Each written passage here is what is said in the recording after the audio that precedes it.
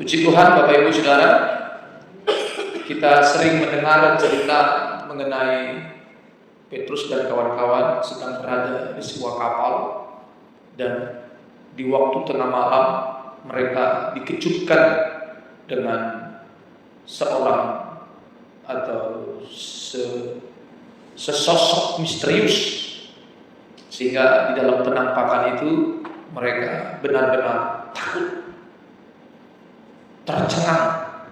Bahkan mereka juga beranggapan bahwa itu adalah hantu.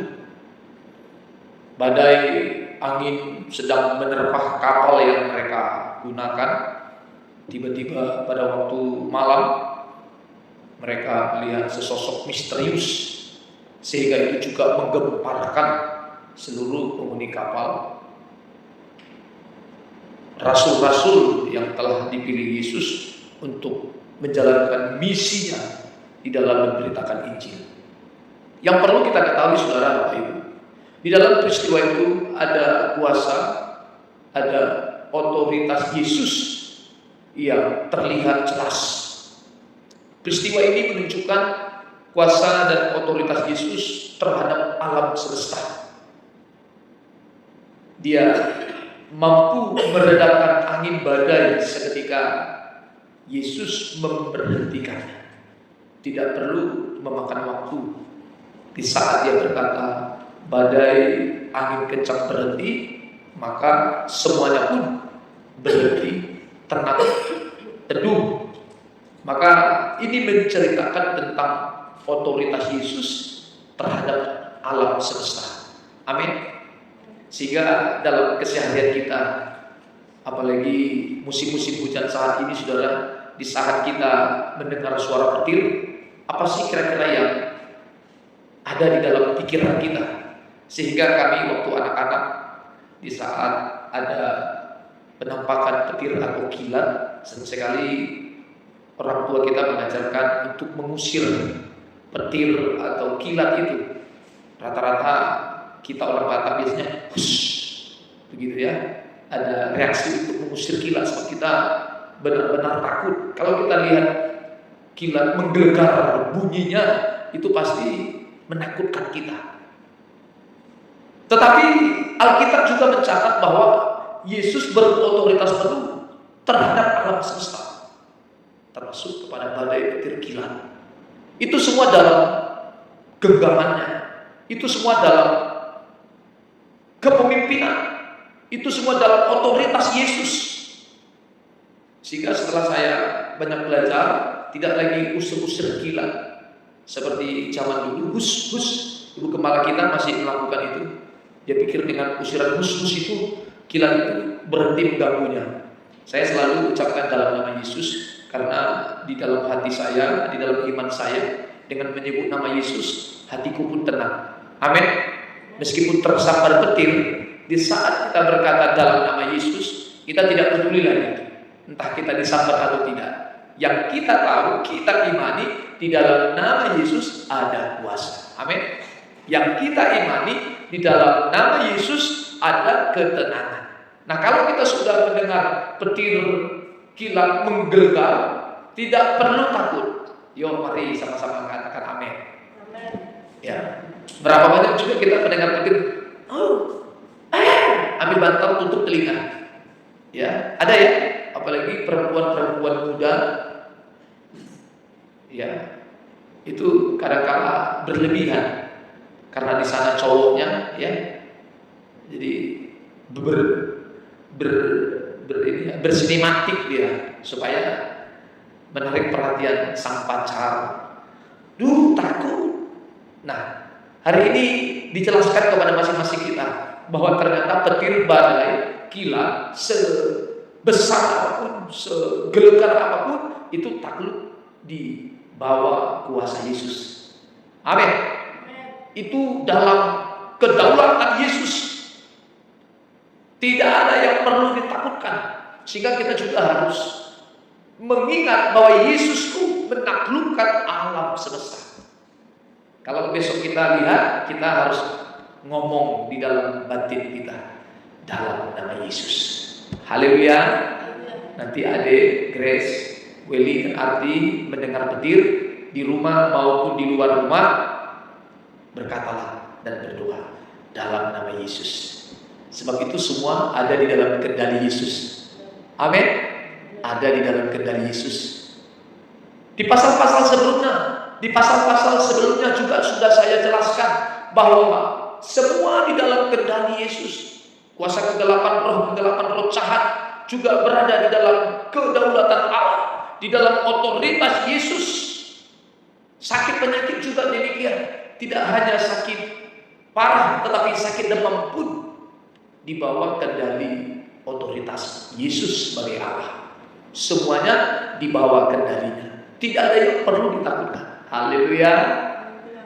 Perjalanan kehidupan kita dari waktu ke waktu tidak ada yang perlu ditakutkan, sebab kita sedang mempercayai Yesus sebagai Allah, memiliki otoritas penuh atas alam semesta dan seluruh isinya. Ayat ini sedang menjelaskan bahwa Yesus pemilik kekuasaan atas seluruh alam semesta.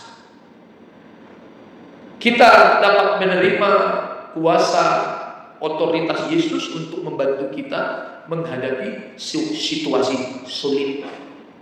Kita bisa bermohon kepada Dia supaya Kristus memberikan kuasanya kepada masing-masing kita.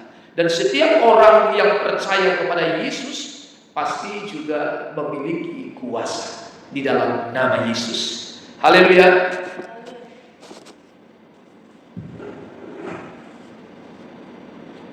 Lalu selanjutnya saudara, di dalam hal ini kita juga penting belajar bagaimana sikap Petrus dan kawan-kawan. Ternyata belum mempercayai Yesus secara penuh. Sebab mereka masih berdebat, masih penuh dengan keraguan-raguan. Kita harus melihat bahwa peristiwa ini mestinya menjadi pengalaman untuk kita bersama, bahwa untuk mempercayai Yesus tidak boleh disertai dengan keraguan. Amin. Harus sepenuhnya. Sehingga cerita ini juga menjadi cerita untuk meningkatkan keimanan kita, mempercayai Yesus di dalam seluruh waktu-waktu kita. Peristiwa ini juga dapat menjadi contoh bagi kita untuk meningkatkan iman dan percaya kita kepada Yesus. Kita dapat meminta Yesus untuk meningkatkan iman kita, sehingga kita dapat mengalami kuasa dan otoritasnya di dalam seluruh kehidupan kita. Meningkatkan iman, sebab ada peristiwa bahwa para rasul murid Yesus juga masih disertai dengan keraguan-raguan. Peristiwa ini juga mengajak kita untuk tetap mengandalkan Yesus, mengandalkan harus sesuai dengan versi Dia, sepenuhnya, utuh, bulat. Rasa percaya kita kepada Yesus harus utuh, bulat. Amin. Bulat, benar-benar bulat. Sehingga peristiwa seperti yang dialami langsung oleh Rasul Petrus, ini salah satu murid paling berani dari 12 rasul. Petrus memberanikan diri untuk bertanya kepada sosok misterius itu. Sebenarnya mereka belum bisa memastikan siapa sih sesosok misterius itu yang mereka lihat berada di atas air sedang berjalan. Mereka sedang tidak mengetahui siapa sebenarnya sosok misterius itu. Sehingga muncul pertanyaan Petrus, siapakah kau? Apakah dia hantu? Wow, Yesus disandingkan dengan hantu. Ternyata kepercayaan waktu itu juga kalau sesuatu bisa tiba-tiba kelihatan atau terlihat supranatural, bisa jadi itu bego, hantu. Karena di dalam perspektif para rasul, di dalam jangkauan berpikir para rasul, tidak mungkin manusia biasa berjalan di atas air. Saudara ngerti maksud saya? Kalau di dalam cara berpikir para rasul, tidak mungkin manusia biasa seperti mereka bisa berjalan di atas air. Maka kemungkinan itu hantu. Coba kata hantu dibaca. Itu ayat keberapa? Ya, silakan. Ketika murid-muridnya melihat dia berjalan di atas air, Mereka terkejut dan berseru, itu hantu. Ini pernyataan awal, maka tidak ada sedikit pun di dalam jangkauan berpikir mereka itu Yesus. Tidak ada sama sekali. Justru mereka menyebutnya itu hantu. Justru juga mereka sedang tidak ragu mengatakan bahwa itu hantu. Itu hantu. Tidak mungkin ada manusia biasa berjalan di atas air. Itu pasti sesosok misterius yang mereka kenal dengan kata hantu. Bagaimana dengan kita, saudara, kalau kita melihat hal-hal supranatural yang tidak mungkin bisa dikerjakan manusia, kita pun jangan-jangan akan berkata, ini hantu, ini setan, ini simbolis. Maka di waktu Yesus menyembuhkan atau mengusir roh setan, banyak para ahli Taurat, orang-orang Farisi menyebutnya bahwa Yesus menggunakan kuasa Beelzebul untuk menaklukkan setan. Dia tidak tahu bahwa Yesus pemilik otoritas atas seluruh alam semesta. Haleluya. Tidak ada yang tidak takut kepada Yesus, Bapak Ibu Saudara. Semuanya berada di dalam otoritas Yesus. Tetapi puji Tuhan, otoritas Yesus tidak difungsikan untuk kepentingan pribadi oleh Yesus. Meskipun dia disebut hantu, tetap hatinya terbuka untuk para rasul memberikan ajaran edukasi. Ya, barangkali para rasul belum mengenal Yesus secara utuh, secara sempurna, maka butuh waktu untuk belajar. Silakan dibaca ayat berikutnya. Setelah kata hantu, di ayat berikutnya. Tetapi segera Yesus berkata kepada mereka, tenanglah, aku ini. Saudara, Bapak Ibu, betapa lemah lembutnya Yesus kita ya. Para rasul menyebut dia hantu, tetapi Yesus masih dalam keadaan lemah lembut. Ini yang harus ditiru. Haleluya. Ini kalau kita bilang setan kau, itu kita sudah benar-benar jadi setan kan? Awalnya tidak setan karena ada kawan menyebut kita setan. Kita memang berubah jadi setan tuh. Yesus tidak. Penilaian para rasul dia setan, tetapi Yesus tidak menjadi setan, tidak marah, justru memberikan hati yang benar-benar ingin merangkul para rasul di dalam ketidaktahuan mereka atau di dalam keraguan-raguan mereka terhadap Kristus. Setan kau. Kalau ada teman kita berkata kepada kita setan, ini kita memang benar-benar berubah jadi setan kan? Sakit hati, tersinggung. Tetapi apa teladan yang diberikan oleh Yesus kita? Puji Tuhan. Dia menyampaikan pesan, memberikan respon terbaik, respon yang ramah, lemah lembut, respon persuasif, mengajak. Dia tahu bahwa para rasul telah atau sedang mengalami ketakutan dan kegentaran. Dia tahu. Dan Yesus sedang tidak menakut-nakuti para rasul. Memang itu faktanya. Karena pada peristiwa itu Yesus berkata kepada rasul, silakan kamu duluan. Aku di sini dulu dan aku nanti menyusul. Ternyata puji Tuhan, Yesus menyusul tidak menggunakan perahu. Dia langsung menggunakan kuasanya berjalan di atas air. Tentu ini membagongkan ya, membingungkan bagi para rasul. Saya juga mungkin kalau di peristiwa itu akan tercengang-cengang juga. Puji Tuhan, Yesus merangkul. Terus ayat selanjutnya. Lalu Petrus berseru dan menjawab dia. Yesus setelah berkata, no, ini aku, maka juga disambut baik. Tetap Petrus nomor 1. Dia uji nyali itu. Ya, terus silakan. Tuhan, apabila engkau itu, suruhlah aku datang kepadamu berjalan di atas air. Memang Petrus ini ya. Dia yang ngomong hantu. Dia juga yang ngomong, ya sudahlah, kalau memang itu kau, aku akan jalan, aku membuktikan. Wow, nggak apa-apa. Di awal-awal kita mengancam Tuhan. Kalau memang itu kau Tuhan, tunjukkanlah kepadaku. Nah ini dia. Makanya di perjalanan misi Yesus memberikan pesan, berbahagialah kamu meskipun percaya tetapi tidak melihat. Kalau para rasul bisa menyaksikan Yesus mati, bangkit pada hari ketiga, dan setelah bangkit masih bersama-sama, mereka menyaksikan. Untuk itu juga dia memberikan pesan, berbahagialah bagi mereka yang tidak melihat. Mereka percaya namun tidak melihat, atau mereka tidak melihat namun percaya. Berbahagia. Tetapi apa yang dilakukan oleh Petrus? Kalau memang itu kau, Ajaklah aku ke sana. Ini Petrus mau coba-coba kuasa Yesus. Kalau di awal-awal pengikutan kita kepada Yesus silakan. Tetapi setelah kita belajar serius dan terus belajar, itu akan semakin ditinggalkan kekanak-kanakannya. Sebab di akhir perjalanan rohani Petrus, justru Petrus ngomong begini, aku tidak layak disalib seperti Tuhanku. Kalau Tuhanku disalib kepalanya di atas, saya mau menggenapi segala sesuatu yang belum dirasakan oleh Yesus. Maka marilah, bunuhlah saya, salibkanlah saya, kepala di atas, kepala di bawah, kaki di atas. Sebab Petrus merasa tidak layak mati sama seperti Yesus. Imannya semakin dewasa dari waktu ke waktu. Peristiwa-peristiwa kehidupannya membawanya semakin memiliki iman dewasa. Kalau dulu Petrus berkata, tunjukkan apakah engkau benar-benar Yesus, suruhlah aku berjalan di atas air.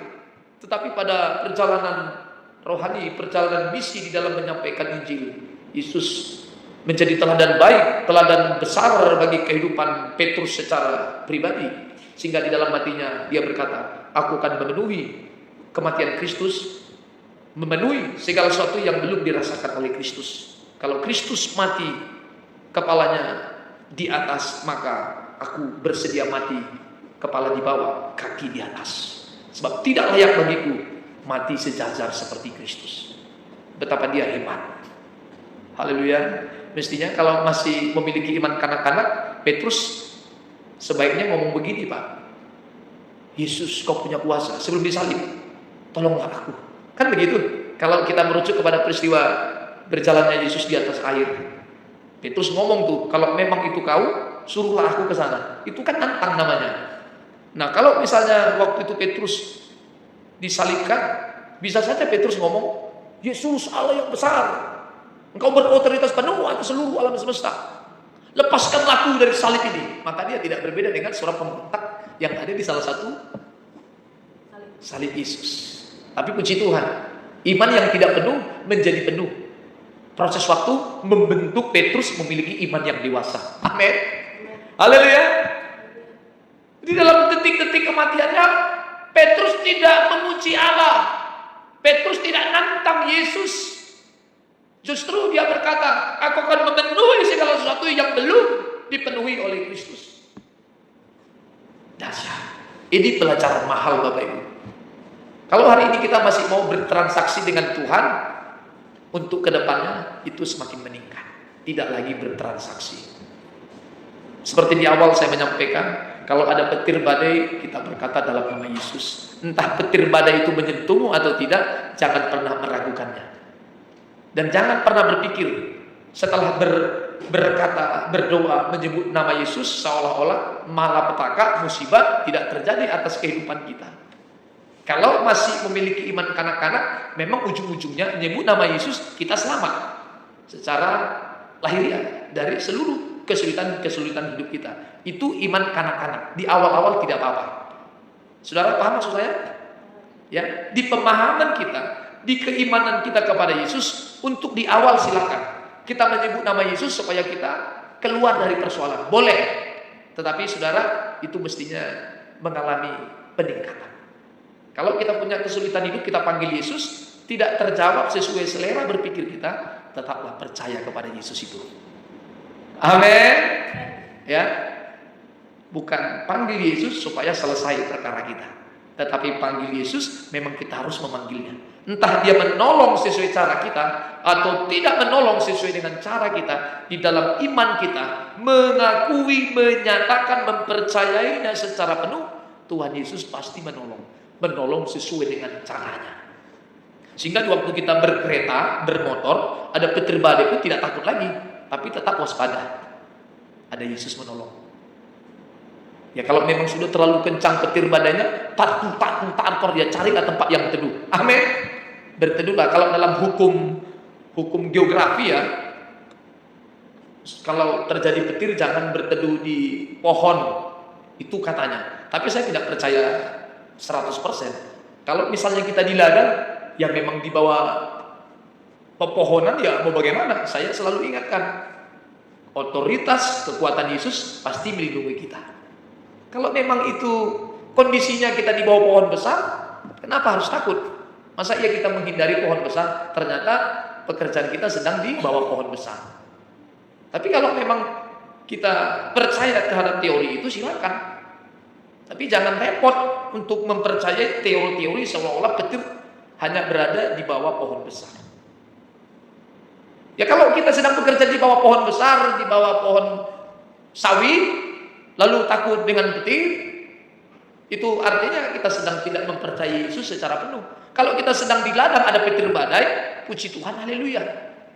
Mudah sekali untuk menolong kita. Tapi ingat, kalau memang Anda disambar, akhirnya sakit dan mati, juga puji Tuhan di dalam kepercayaanmu kepada Dia. Amin. Keluarga jangan ngomong, "Nesut Daud tu Yesus, alana songono nang nasok marpanjang tu nakinon." Kan begitu, mulai hujat. Betul atau tidak? Coba yang petir. Orang akan ngomong, ini batita dengan Roh Kudus ison. Lagi pas-pas Tuhan on, waduh mati ala dipitirin dah. Buah haram mati ala dipitir. Amin. Saudara, ngerti maksud saya? Sehingga tidak ada kekhawatiran kita. Sebab apa yang ada di dalam alam semesta itu semuanya dibawa kendali Kristus. Nah, kalau Tuhan izinkan kita mati dimakan petir, kenapa tidak? Haleluya. Maka Petrus juga bercerita tentang kesulitan-kesulitan hidup. Badai sedang mengamuk, juga itu bercerita tentang kesulitan-kesulitan hidup.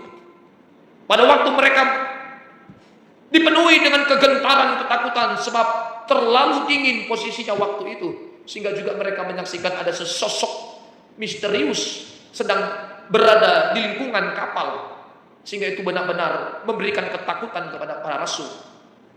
Yesus meneduhkan. Amin. Coba dilanjut. Yang Petrus berkata, "Suruhlah aku ke sana." Kata Yesus,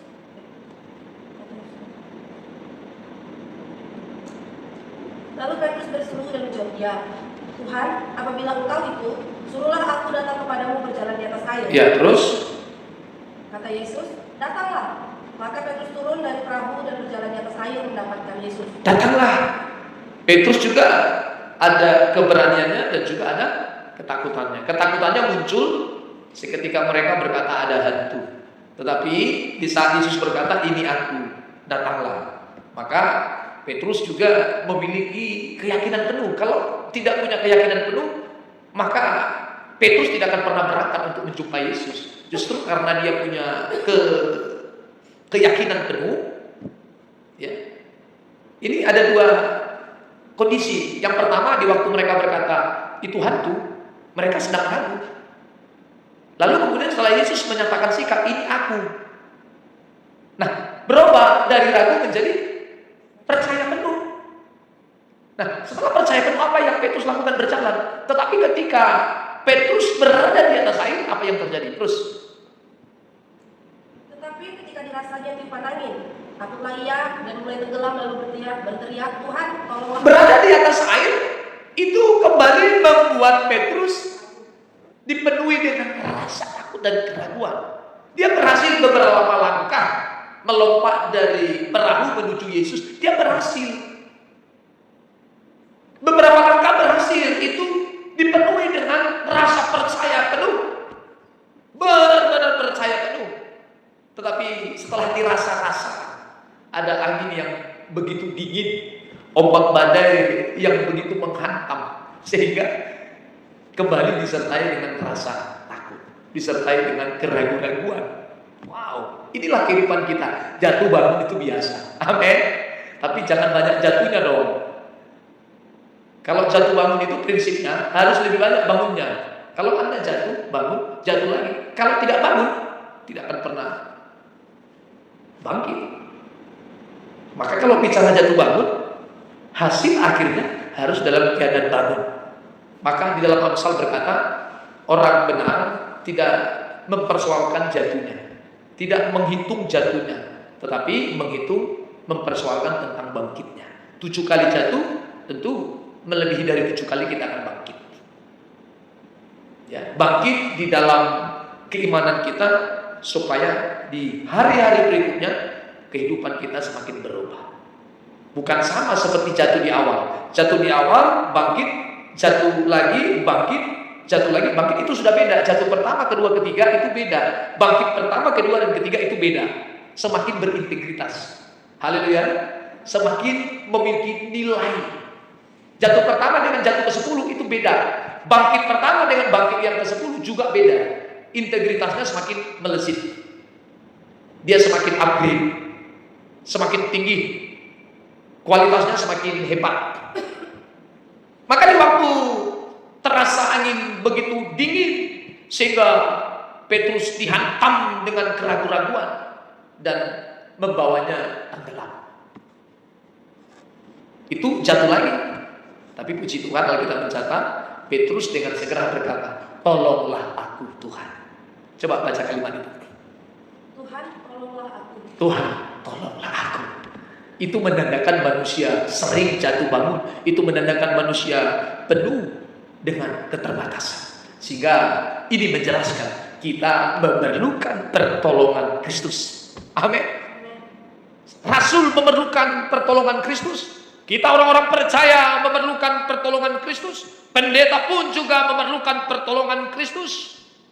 Sehingga pertolongan ini akan membawa kita semakin cinta Tuhan, tidak disertai dengan keraguan-raguan.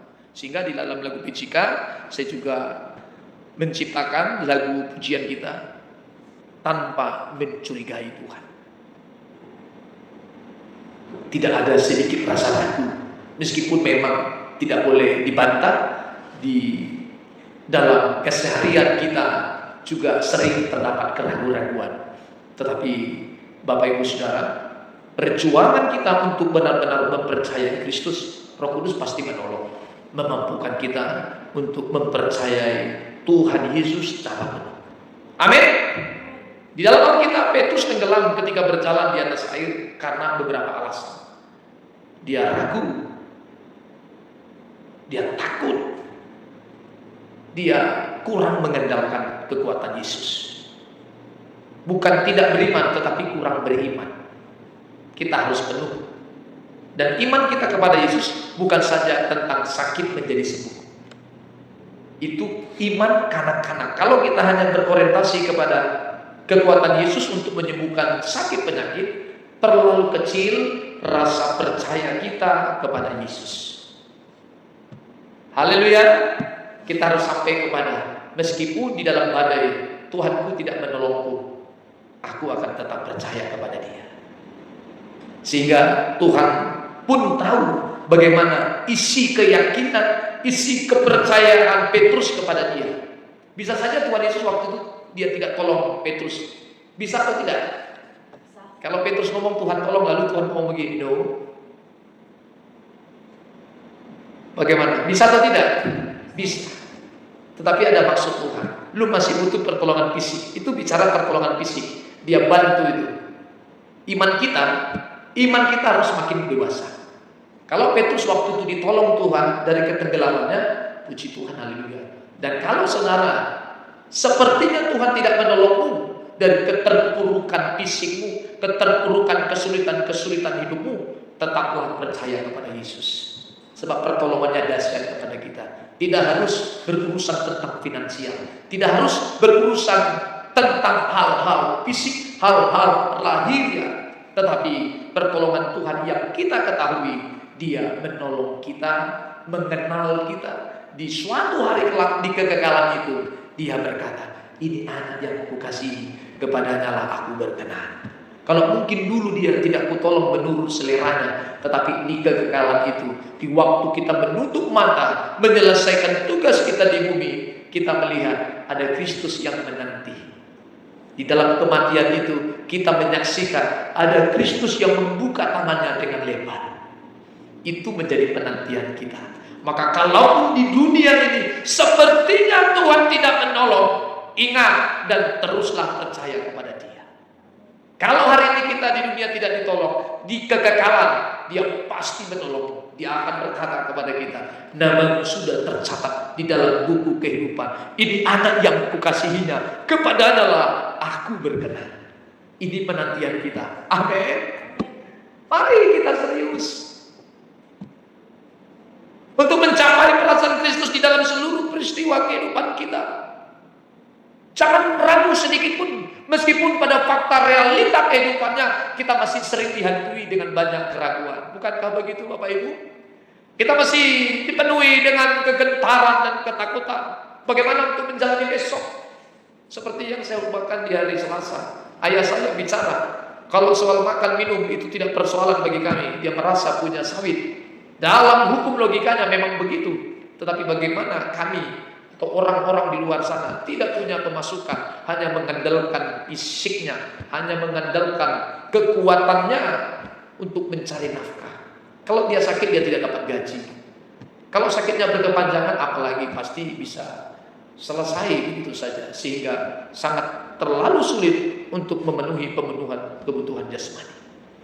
Tetapi mari sadar ada Yesus yang tolong kita. Amin. Dia punya kuasa, dia bisa melakukan apapun. Alam semesta takluk, roh kegelapan takluk, sakit penyakit takluk. Lalu mengapa mengkhawatirkan hidup ini? Berlakulah serius di dalam mencintai Yesus. Berlakulah secara pantas dan patut di dalam mencintainya. Kalau kita di dalam keyakinan kepada Yesus disertai dengan keraguan dan kegentaran dalam menjalani hidup, bukankah kita sedang meremehkan Dia? Bukankah para rasul Petrus dan kawan-kawan sedang meremehkan Yesus? Itu hantu. Bukankah para rasul telah meremehkan otoritas Yesus? Tetapi puji Tuhan, di tahap awal peristiwa perjalanan rohani, Yesus masih maklum kepada para rasul. Dan Yesus pun maklum terhadap kita.